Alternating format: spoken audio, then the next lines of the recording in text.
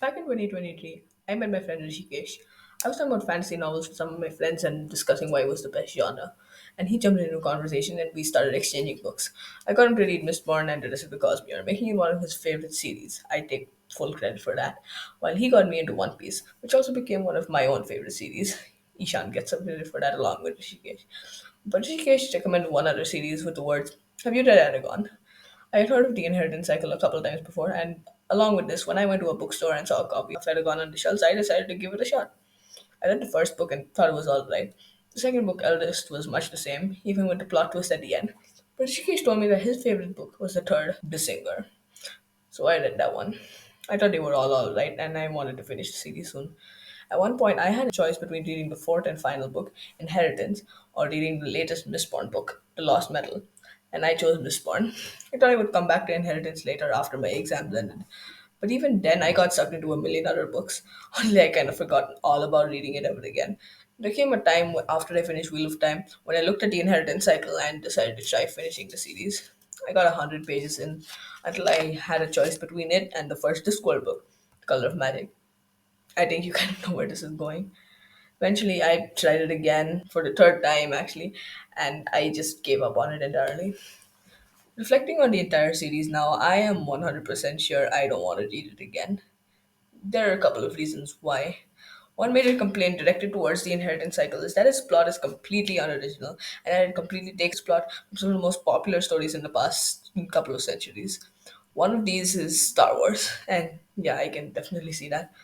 My problem with this series, however, is not that.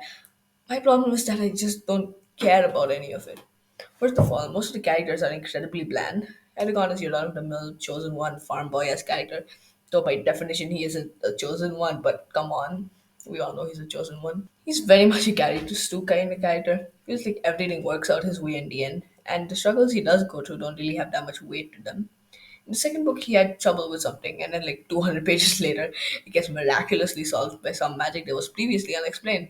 So much just happens to him to get the plot going in some strange direction or just to buff him up for later. The other characters aren't any better, really.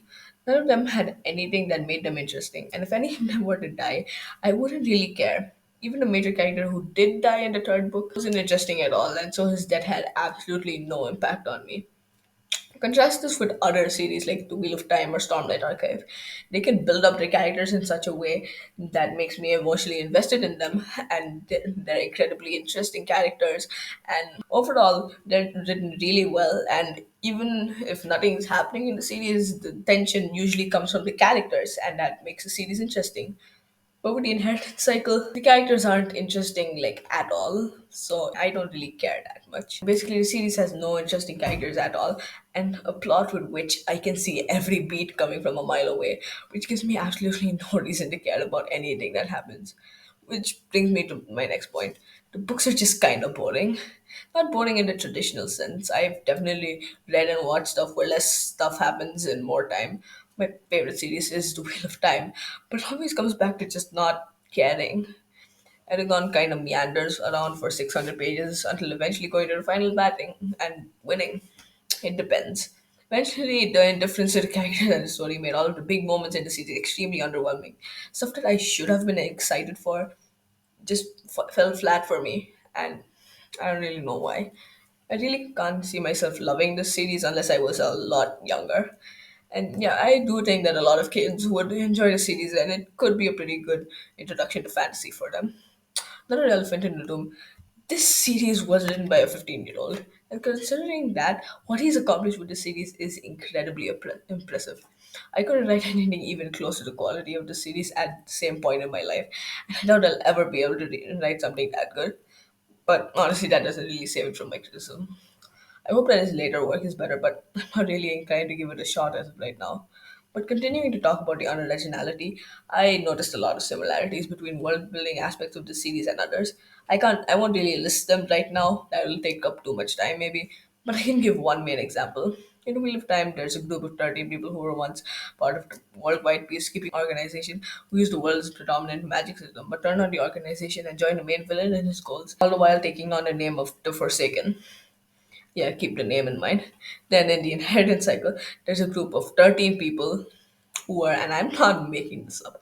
Once part of the worldwide peacekeeping organization who used the world's predominant magic system for good, but turned on the organization and the rest of the world, joining the main villain in his call, taking on the name the Forsworn in the process. Yeah. Plus, the characters of Eragon's cousin, brother, and parent from the Wheel of Time have some eerily similar plot beats. I can't get into details because of spoilers, but if you've read both series, I think you can also name most of the similarities. I can tell why people like it, but I can't get into the series myself. I can see people who haven't read that much fantasy enjoying it, but it's not really for me. And that's all right.